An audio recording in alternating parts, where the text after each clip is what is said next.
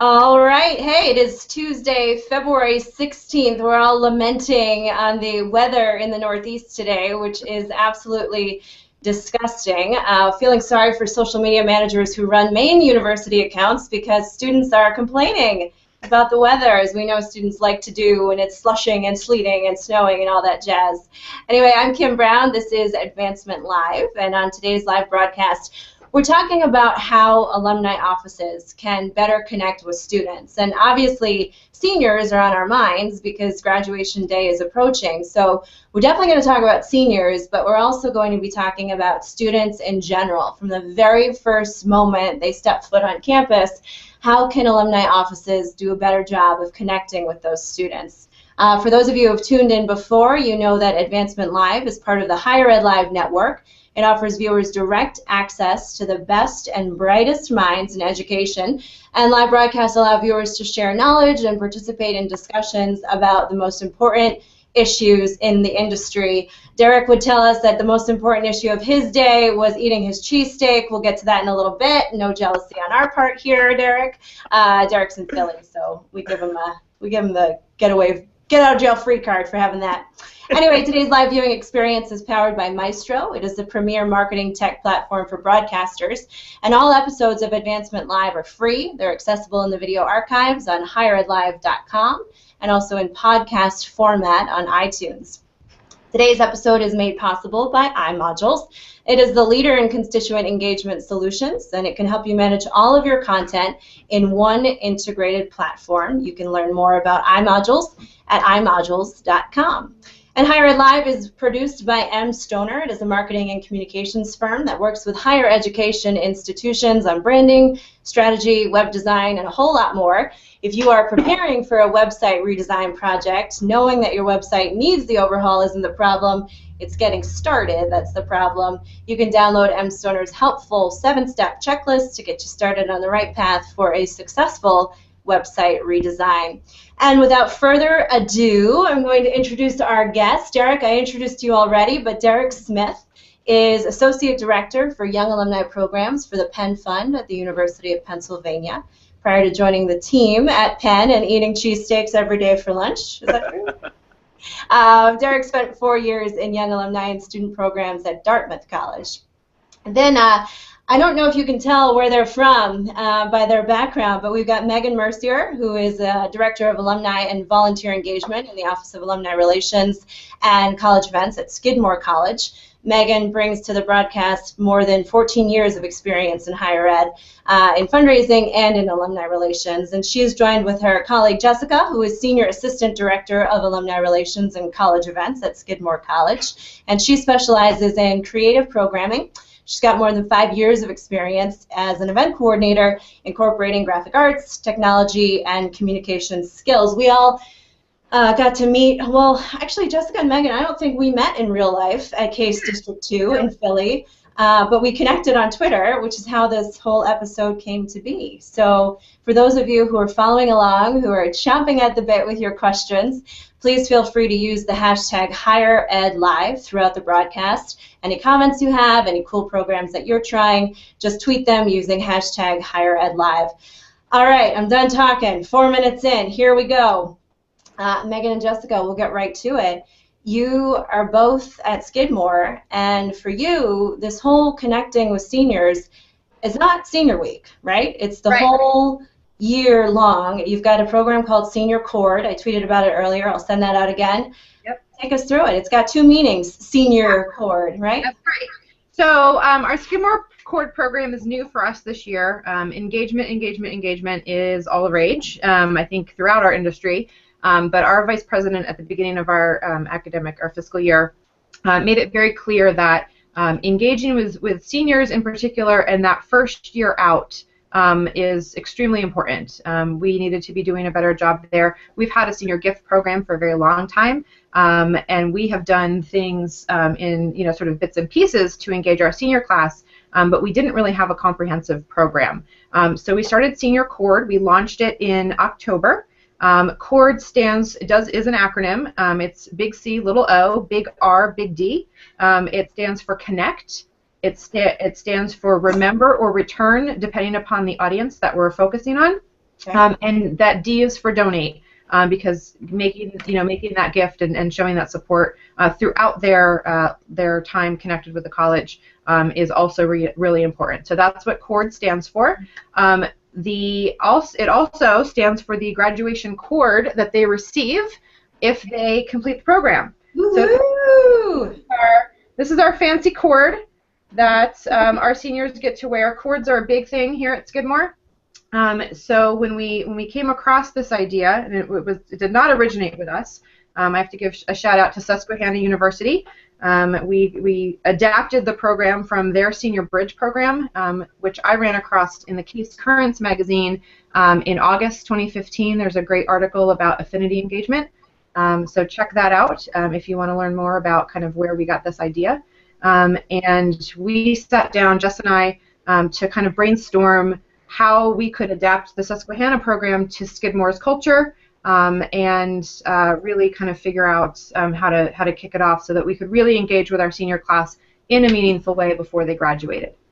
So how did you choose, for both of you, how did you decide, and I just tweeted the website again, the 8 different activities that you have. I'll run through them quickly in case anyone's not able to check out the link. But, I mean, some of them are easy peasy. Others, require a little bit of legwork here for students to take part in. So it's like the Alumni Facebook page and comment on the Senior Cord post, attend Career Jam, which is your career fair, right? It's a career networking and parent event that we hold in conjunction with our family weekend in October.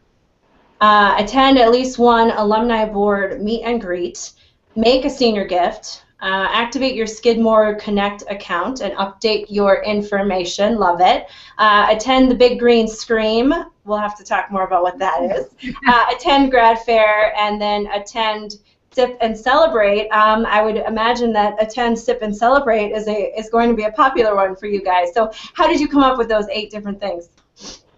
So we, much like Susquehanna did in looking at what they already offer to their students, we, we're very conscious of the bandwidth of staff and the number of events that are happening on campus. So we actually focused on events that we were already hosting, in order to encourage attendance in those events and get better publicity around them. Yeah. We were also, one of the great snippets that I took away from that Case Currents article was that Susquehanna built their program around modeling the behavior that they want to see from their graduates once they become alumni.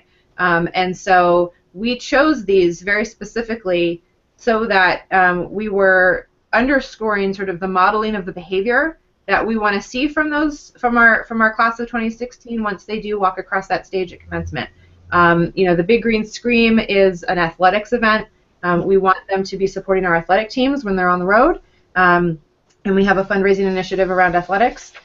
We also, as Jess said, our bandwidth is only so much, and we're already doing some of this programming that was geared toward this class. We just weren't seeing the attendance that we needed. So this really incentivizes that attendance, and it also, the seniors only have to do 4 of these 8 potential events. So we were very conscious to make sure that we were trying to appeal to the widest population in the class that we could. You can get away. You have to leave your dorm room at least once. There's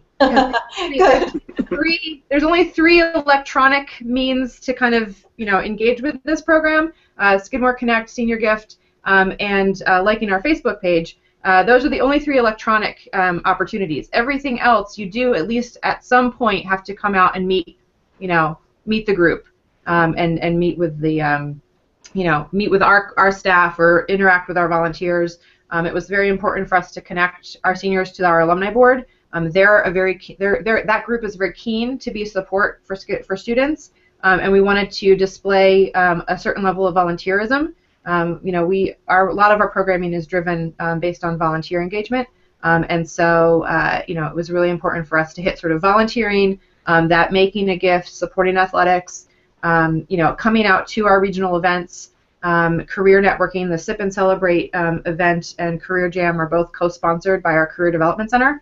So getting that networking and that sort of thing out to the seniors in a way that was much more palatable really seems to be working for us. Yeah, we'll circle back a little bit on how it's working, but Derek, are you done? Your lunch?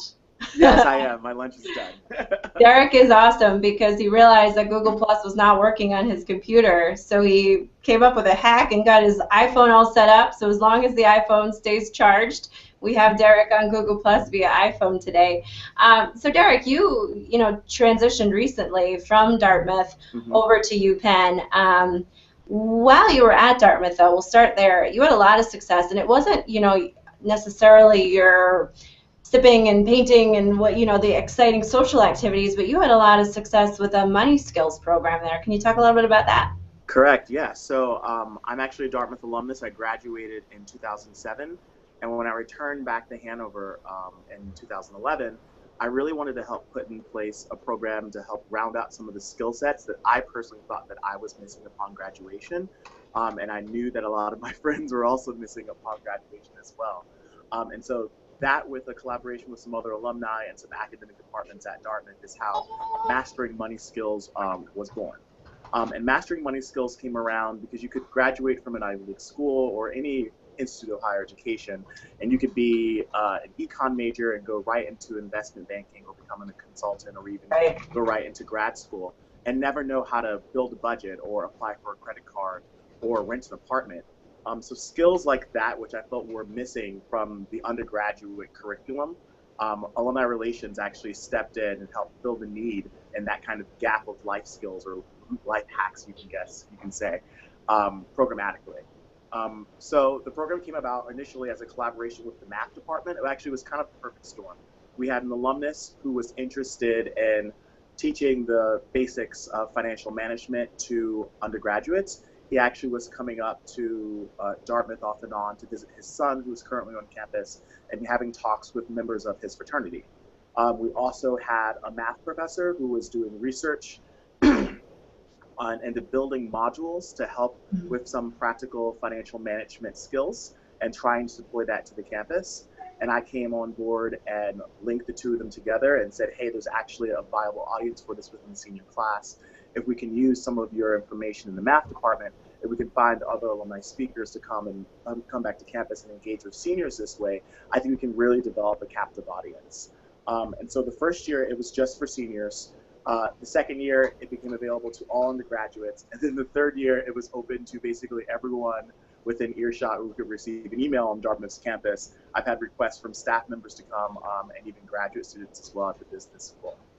So the topics we covered were building a budget, credit and credit cards, how to pay for grad school, student loans, renting and buying cars and homes, and planning for retirement.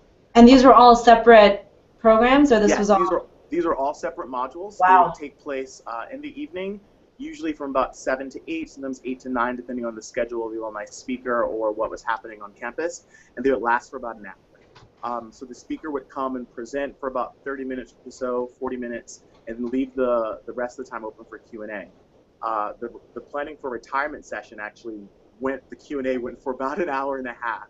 Wow. It was actually a Dartmouth alumnus who has since retired and lives in a beautiful home on our campus by the pond, had a career at Vanguard, so actually doing retirement investing and saving mutual funds, and basically taught the Vanguard way for saving and investing.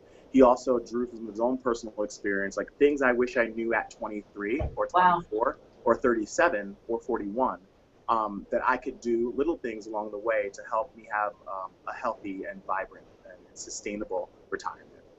And how did you promote those to the seniors? How do you talk to a student about retirement when they're like, could I just have my cap and gown? Could I get a job first and then we'll talk about retiring things? How do you do that? So the retirement conversation was actually pretty interesting. I kind of put it on the docket or the menu of offerings, saying, are they really going to know about that? But believe it or not, students nowadays, understanding the job market and the climate that they're being birthed into after graduation, are very concerned about retirement. At least students at Dartmouth were. They're very concerned about the fact that they keep hearing that Social Security is not going to be around for them when they become retirement age. And so this is something which is either actively on their mind or they've heard it somewhere in the background or saw it on their Facebook timeline saying, hey, you should start saving for retirement. And the marketing for this whole program was mostly virtual, actually all virtual. Wow. We had a website, we sent out rounds of emails, and bribery is also good as well. So if you come to each session you attend, you were able to fill out a session evaluation form. Was this information new? Was the information viable? Will you share this information with a friend or a family member? Will you attend the next session? And each session you attend, the bottom of the evaluation form was a raffle ticket. And so you were able to rip off the bottom part of your evaluation form and throw it in a bucket. And at the end of each 6 sessions, there was a drawing for an Apple product. And thank goodness for Apple. I feel like I'm doing lots of commercials for Apple and Denver. But every year they have a new product out, which would be pretty affordable with your budget, of like an iPad. First it was the iPad 2, then the iPad 3, then the iPad Air, and the iPad Nano. And so students were going because they wanted to win the iPad, but they also were gaining great information and skills that they weren't picking up in their classroom, which they could deploy after graduation. Nice. And Jessica and Megan, how have you gotten the word out about your program? This is always so interesting for me to hear as someone who does a lot of communications. How do you actually, like, you can create this amazing program, but if the students don't know about it, nobody comes. So how do you let them know about it? Yep.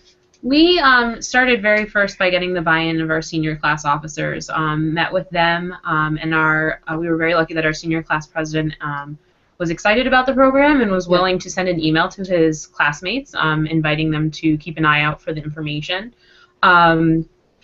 We also we have in our student center, there's a giant section where you can hang giant posters, so we made up a poster for the program, and actually it was designed by one of our seniors, has come up with our look and our logo and everything like that. And then along with the promotion for the events that we were already hosting, like Sip and Celebrate and Big Green Scream, we make sure that the logo for Senior Chord is on all of those posters. Great. So that it's consistent. We're always seeing that logo, and we're always inviting folks to attend like that. Right. We've also we've used our email system to email directly to our seniors. Actually, last week we kind of did we're almost there, 100 days until reunion, till graduation. And it included, you have so many points, and here's some options for you in terms of what you can do. So we're not always in their inbox. It's very intentional. They get a lot of email.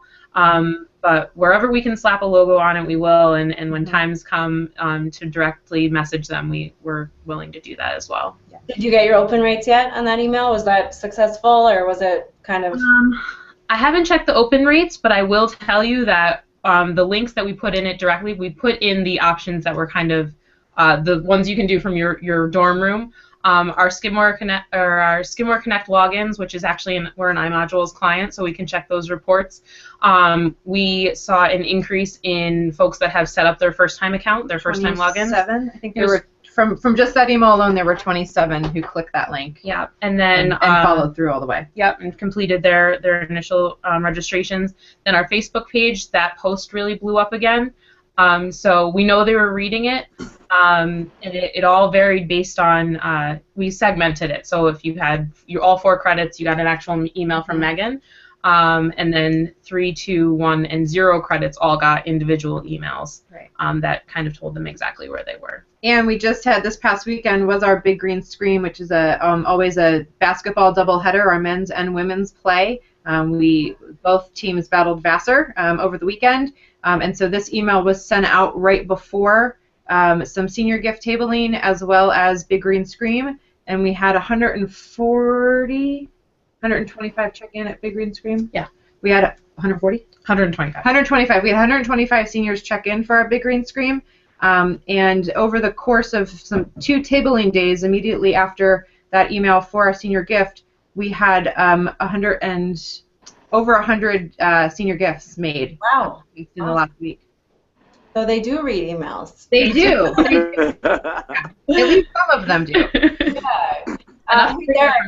Yeah. Do they fill out surveys on graduation day? Do they like them? Tell us your experience with that. my experience with surveys on graduation day has been quite poor. and I always recommend that you never do a graduation day, like actual day of graduation survey. We as administrators may think, oh, this is the perfect time. All the seniors sit in the gym, they're all dressed up, they're ready to go. They have a couple minutes to kill, like they can fill out this quick survey for me. So yeah, graduation day surveys I'm not a fan of, and I think that we should discontinue them. Starting the movement today. I love it. But you did have some success, and we're thinking here at Syracuse of doing this again this year. We made a mistake last year at Cap and Gown of asking them way too many questions on the where are you going. We had an iPad, and we asked them kind of like, what's your email and what city are you going to, but it was just like so long, and they were like, just give me my cap and gown. So what did you do with cap and gown? You were at Dartmouth there for cap and gown, right? Okay. Yes. So we knew that we had to capture post-graduation information, and we realized that graduation day in the gym is not really the opportunity to do that, though we do have a captive audience for about an hour. Instead, we moved the gathering of post-graduation information to senior week. And we actually, before I get too deep into the actual program, we also realized that seniors were experiencing very serious survey fatigue. When I came back to Dartmouth in 2011, they were being surveyed by Alumni Relations, Alumni Records, Central Development, Institutional Research, and then the Career Center, now Center for Professional Development. So I tasked myself with finding the common thread across these 5 different departments and developing a more seamless and elegant way to gather information which will be applicable to all 5 departments. So using the kind of the surveying program Qualtrics, we created a treed format survey tool, and I don't like the word survey, and I'll explain why later, in which, depending on how the person answered the question, their next round of questions was preemptive. And it ended up being that we were all looking for the same thing. What are you doing? Are you going to work? Are you going to school? How much are you being paid? Are you doing a fellowship? Are you not working? Are you doing Teach for America? Are you doing Peace Corps? We want to know where you're living. We want to know, are you willing to be involved with alumni relations or any other part of your institution after graduation? And we really found the core of each of our needs and found a way to titrate it down to a seamless survey. So we actually deployed it at cap and gown distribution, and the way we physically set up the room is that you could not get to the section to pick up your cap and gown until you pass by our computers to fill out your information. Now, I don't like the word survey because people are surveyed constantly, and the way that we branded it was, this is not a survey, you're simply updating your alumni profile. And though we are surveying them, they are still updating their information to the profile because the information we're getting from the form goes directly into the alumni database, and they're basically creating their alumni profile for us. And I found that was a lot better received than asking them to complete a quick 3-minute survey, because everyone is always being asked to complete a quick 3-minute survey, whether it's BuzzFeed, something funny on your Facebook, or a friend who's in a stats class who's asking you advice or your opinion on something. Everyone is constantly surveyed. And how was the response to, I mean, they had to do it, right? So it's probably a pretty good response. Well, it's not required to do it, but there was bribery. we make them feel like it is part of the process of getting your cap and gown. So a lot of people just go like, okay, clearly the station labeled number 1 is where I have to go, and the number 2 is where my cap and gown is. But also, yeah, I'm not above bribery. Once again, everyone who updated their alumni profile via our survey form or our data form, a name was selected at random from this group, and they were also given a free iPad just for participating in their alumni database update. So I think across the senior year at Dartmouth, I was giving away about 2 to 3 free iPads to seniors each year. So I became a pretty popular person, and people liked my programs because they wanted the iPads. Yeah, I imagine that's quite the perk that comes through there.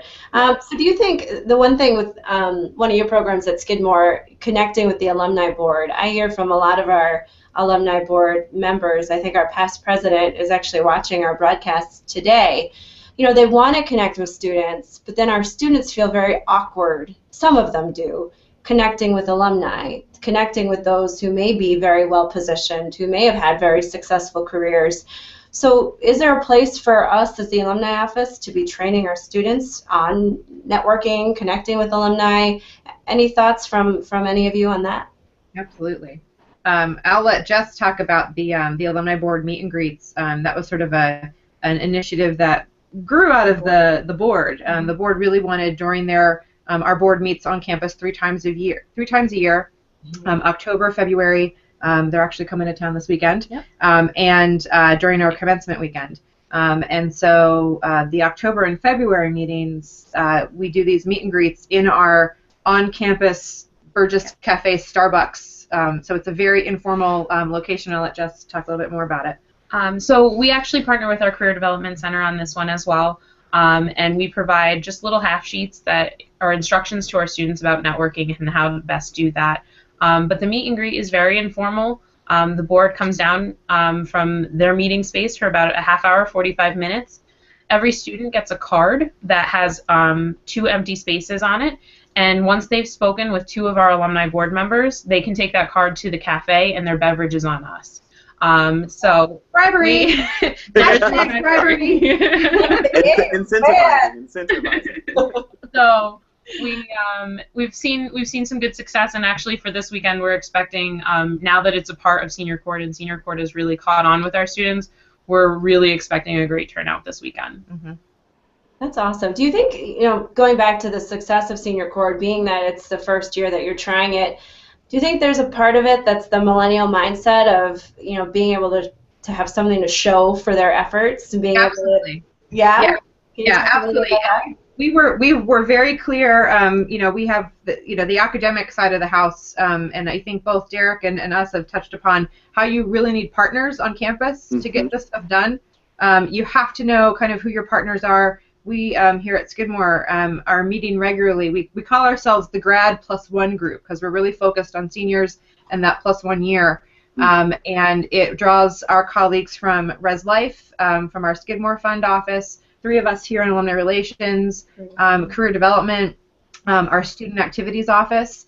We're meeting on a fairly regular basis to talk about the kinds of opportunities we have to be in contact with our seniors. And we really brainstormed the Senior Cord initiative after talking with sort of that group and figuring out ways that we can kind of plug into things that are already happening that aren't necessarily all driven by our office. Again, we talk about that bandwidth, but we also got the blessing of the academic side of the house because we wanted to offer this graduation cord. I checked the program. I made sure that this cord wasn't offered by any other academic department or academic program. And we got the blessing of the academic side of the house. And then we made it very clear in all of our communications that this is the only way you can get this particular cord. I think that is a very millennial mindset that this is a physical manifestation of your commitment to the college. Everyone wearing the cord, and not everyone will wear a cord. It's a very visible display of who's doing what, and we're tracking this very carefully so that it will help sort of inform once they do graduate. It will help inform the kinds of things that they might be interested in. We'll know who attended those alumni board meet and greets, so maybe that small cohort of seniors, we'll contact them first for volunteer opportunities because they've had a chance to interact with our volunteers. So it's giving us a whole lot of behind-the-scenes information that we sort of planned for, but as we move along and we kind of figure out, how we're going to use this information, it's really, providing us with a really good foundation for that continued outreach. And we are going to code every senior who actually does get a cord. We have 30 so far. It's only February. We've got 30 seniors of our 600 or so class who've already earned their cord and done 4. We decided to up the ante, and for any who get 8, all 8 activities, we're going to give them a free registration to a regional event, good in that 1 year out, for a year after they graduate. So it's giving us a whole lot of information, and it is going to be a very visible way for them to sort of show their pride and wear Skidmore around their neck. Yeah. That's awesome. So Derek, what's on tap can you give some secrets into your work at Penn now that you've made the transition? What's on deck? Anything coming down the line for this year's senior week? Well, my work here is slightly different. So I'm no longer on the alumni relations side of the house. I'm on the annual fund. So Yeah. I oversee the student and recent alumni philanthropy team. Yeah. So I'm still learning. I've been here for about 5 months. I haven't really thought about senior week just yet, so I can't slip you any secrets. But talk to me in the summertime, and maybe I can give you a little look behind the curtain. How about that senior send-off dinner you did at Dartmouth? Is that kind of similar to what Megan and Jess are talking about with kind of engaging the seniors with the more established alumni? Yeah. So the Daniel Webster dinners at Dartmouth College is a very old tradition, which kind of went away and then came back, in which we invite members of their 50-year equivalent class, so via the Class Connection program. So at Dartmouth, upon matriculation, you are matched with your 50-year equivalent. So I hope I don't get the math wrong. So when I, as a 2007, was matched with a 1957 with that class, and they would be there at our orientation. They'll do events with us over the course of our 4 years on campus. Then they play a role really during some ceremonial events during senior week, and they take part in our graduation procession because it's their 50th reunion.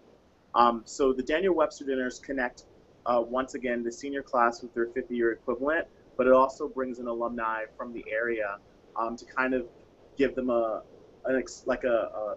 brief exposure to the alumni network locally in Hanover before graduation. And it's an opportunity for them to learn for them to learn the story of Daniel Webster and his brother Ezekiel and their interaction with Dartmouth and the need for financial aid and need for giving back. But it also is a great time in a dinner setting for students and alumni to sit down and just have a casual talk. It's usually about a month and a half before graduation, and there's a living, breathing Dartmouth alumnus, at least 2 at your table, and you can really just voice any concerns you had. It was like, well, I don't really have a job after graduation. What was it like for you? Or I don't really know where I'm living, but I know I want to be in New York City and I want to pursue theater. Hopefully the person at their table will be a theater person, and kind of talk them through that as well. So that's one of the programs we have in place at Dartmouth College to help connect alumni and students in the senior year. That's great. So now we've kind of talked about seniors specifically with Senior Court and what you did with the Mastering Money program. How about, a lot of this conversation, and we got a couple of tweets leading up to this episode in the past couple of days, was you can't start with seniors. If you start when they're seniors, you're almost too late. So what are some things that we might think about starting? And I know Penn does this. Shout out to Nicole, who's a Syracuse grad who oversees the student engagement at Penn. How do we start engaging students from the second they step on campus? Any thoughts on what those programs might look like? Yeah. I was waiting for Derek to talk. Yeah, I could talk about that. So I touched upon it briefly again with the Class Connections program, just really getting in their face that you're going to spend 4 years here, but you have a lifetime of connection with the institution. So even when you're not an undergraduate, you're still a part of the Dartmouth family. Even if you're living here in Hanover, if you're living in France, you're moving to San Francisco or New York, chances are there's going to be a Dartmouth person there. I just started at Penn 5 months ago, and I already found the 6 Dartmouth people that work here in alumni relations and in admission and also in development as well. So some other programs we put into place to connect students and alumni during their time is we actually have a program called Young Alumni Changing Lanes. So given the economic downturn in 08, 09, and 2010, a lot of our young alumni are in situations where they went to school for one thing, they started doing that job, the entire world fell apart, and they had to redirect their life. And we actually brought those people back, those people who have non-traditional life or work trajectories, and would do panels on campus and have them share their non-traditional pathway with students. So they understand that, hey, even if you are an econ major and you want to go into finance, a year later, you don't want to do that and you want to study Italian and go to grad school for that and live in Italy, there's actually probably someone who had a similar pathway. Come meet this young alumnus, someone who is only a couple years older than you, who understands the campus the way that you understand the campus and can help give you advice as well. So that's just one other program we do. I think for us at Skidmore, we are very intentionally focusing on the senior class this year because I think one of our challenges has been sustainable programming with changes in changeovers in staff and again, just to reference bandwidth, we all have our plates very, very full. Yeah. So we, and I think for folks who are listening who are trying to build some sort of undergraduate programming, it's very overwhelming to think about all 4 years and to feel like you have to program all 4 years. We have been intentional about being very public with our senior cohort events. Again, Jess mentioned the huge poster that we had hanging in our student center. We've had tables at various events that they're not just senior events. The alumni board meet and greets are open to all students. If you are a senior, you're getting senior cohort points. We do a lot of partnership with our career development center and our sort of hallmark regional networking events. We include juniors in that invite list and in that event, which is sort of getting those juniors into the pipeline. So that's sort of what we've branched out with this year. We very much envision senior cohort sort of growing, and we're sort of going to be growing backwards and forwards because we want to, in this first year, really focus on seniors in that first year out graduate class. But we know we're going to have to build outward so that we can keep those folks engaged until they get to their 5th reunion. Skidmore is very reunion driven, and we were realizing that our programming sort of, you graduated, you got some regional events, you were solicited for gifts, but you didn't really have a good reason to engage with us until the 5th reunion, particularly from a volunteer standpoint. So that sort of +1 to +4 range is going to be important for us moving forward, but then also working back from that senior cohort and that senior class and figuring out ways that we can incorporate our juniors, our sophomores, and our freshmen. So we think that senior cohort has some real potential there, and we're being very, very public. We know that juniors already know about senior cohort, and they'll be waiting to come into that pipeline, and it won't be brand new for them because they'll have already seen some of our marketing materials for that. I think, from some seniors, I hear it here at Syracuse, they feel like, well, the second I become an alum, you're going to start asking me for money. Stop, go away. Like, there's this fear of the word alumni, A, because they might get asked for money, but B, because it means the best 4 years of their lives are ending. And they, some said to me, I don't even want alumni swag on graduation day. Like, I can't even. It's devastating. And Derek, you talked about that, right, in your presentation. It is a devastating time for a lot of these students. Yeah, it's graduation. You may think it's a big hurrah and a celebration, but for some students it could be really traumatic. I mean, when you think about it, they've lived in this really intense, thriving academic, stimulating environment for the past 4 years. A lot of them had some of the first real friendships they ever had in life, some of the first real relationships they've had in their life, and for most of them, they're walking away from those connections, from those people, from those spaces, from those relationships, and they're not really sure what is going to come of it once they both move to different cities or once jobs are factored into the equation. So I can see how students would not like the idea of being an alumnus because it is true. It is quite traumatic. It's like losing something you've held dear for so long that for 4 years you have to now let it go. Would you have anything to add, Megan and Jess? We don't hear the sort of the fear of the word alumni. I think our challenge comes from getting students to understand that our office can benefit them while they are students. We're a relatively small campus, 2,500 students-ish, and so we've not necessarily heard the sort of the fear of the word alumni. But to your point about you're going to start soliciting me as soon as I graduate. That's the only reason you're going to be in touch with me.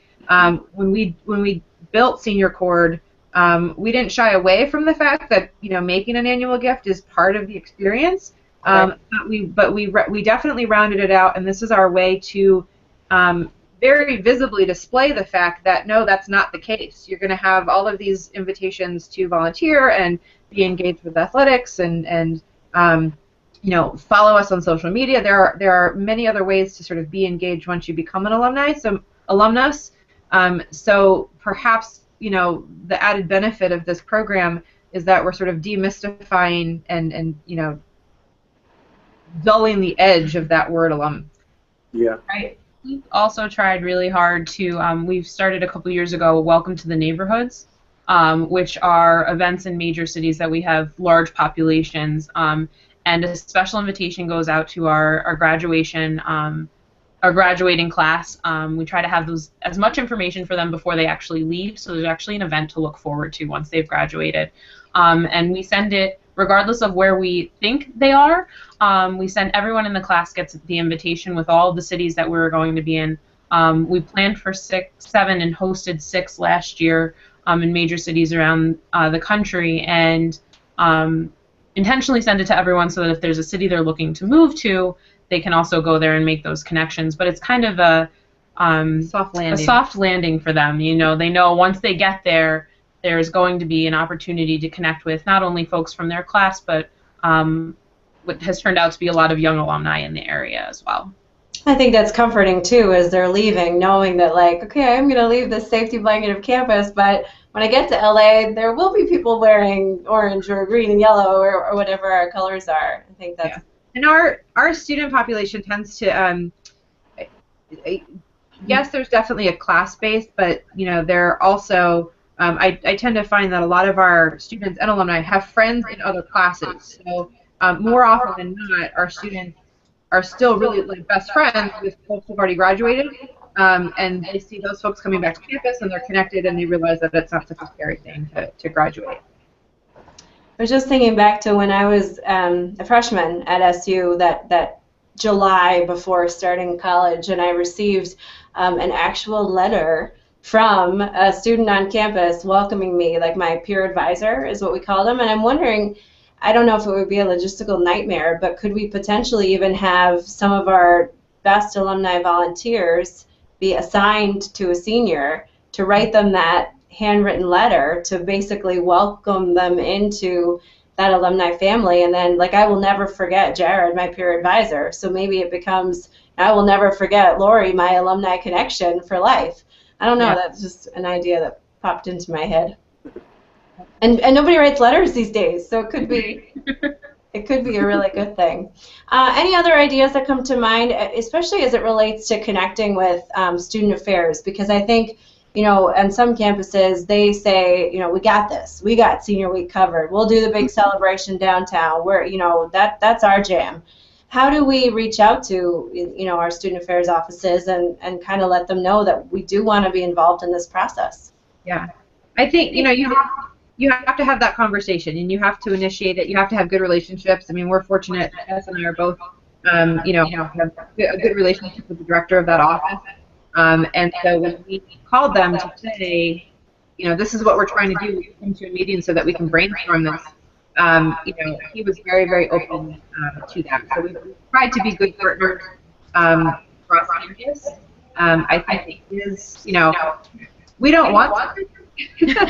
They can keep it, they can have it, but to know that, we're willing to either throw some swag toward it or participate, Sip and Celebrate is an event during that week that we take care of. Our office actually is also the one that does commencement. So a portion of like commencement rehearsal, the senior barbecue, that stuff we do. And so that, it's not just us who has the good relationship with our student affairs colleagues, it's everyone in our office. So we definitely have a presence. And it's I think important to acknowledge the fact that, we get them once they're alumni, but so much of their experience, their feeling about the institution is really shaped, on the other side of the fence. It's their academics, it's their residential, situation while they were here on campus, and it's their, extracurricular activities. Those 3 things kind of tend to, really build, someone's affinity or lack thereof for the campus. So those partnerships are really important. Derek, what's been your experience with the student affairs side of things? Yeah, I would definitely second everything they said. At Dartmouth, we were very collaborative with the people over and College Center for Student Advancement. I would sit on a lot of their planning panels for large weekends on campus, whether it be homecoming, winter carnival, or green tea, with winter carnival and green tea essentially being homecoming for athletic teams in the winter and the spring. That we understood that the student affairs team ran that weekend, and they would be overseeing the construction and design and purpose for winter carnival. But I was there as the liaison for alumni relations, trying to find points in which we can infuse alumni connection, whether it's we're putting on a panel or if it's a trivia event, bringing alumni from the area to be part of the contestant base, or even the situation now we have at Dartmouth College on Winter Carnival is collaborating with alumni class for our ice sculpture coloring competition. So really just making alumni relations a resource not just to undergraduates, but also to our counterparts and peers in other parts of the institution. Great point. Yeah. We have on the hashtag Andy saying he remembers one discussion that we had on here where students are the only people basically kicked out of their jobs to be a student with a big old ceremony. So obviously that's got to be tough for them, right? Like this is no, I'm not ready to leave yet. And Dennis at Pepperdine said that their student alumni organization hosts 2 networking events per semester, specific fields, and alumni host those Q&As. There's the in-person, oh, there's an echo from my computer, sorry guys. There's basically the in-person component, but then there's also, the online networking that I think a lot of our alumni offices can offer as well. Have you had any success in, LinkedIn groups or facilitating connections with seniors through social media, anything like that? Yeah, our I don't know that it's necessarily geared specifically towards seniors, but our career development center, our office are really conscious of our presence in social media on platforms like LinkedIn. They are absolutely tools that I think we can embrace and should be embracing because it does sort of expand that reach for us. And we're also very lucky. Our communications department is very conscious of the interactions that they can facilitate for our students and our alumni. I've worked with them on some engagement opportunities. We do a photo contest that includes students and alumni. So anytime we can kind of mix those 2 populations together, we really work hard to do that. And I do know that Dartmouth College does have an extensive social media and web-based presence in LinkedIn and Facebook and Instagram.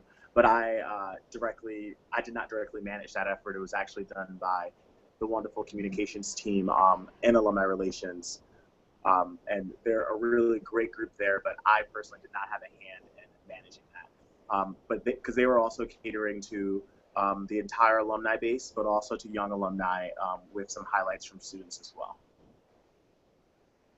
So we will wrap with one last question. I know a couple of us have 2 p.m. meetings to get to, and I'm sure everybody else has some jazz to accomplish on this rainy Tuesday in the Northeast. But so you've got an unlimited budget.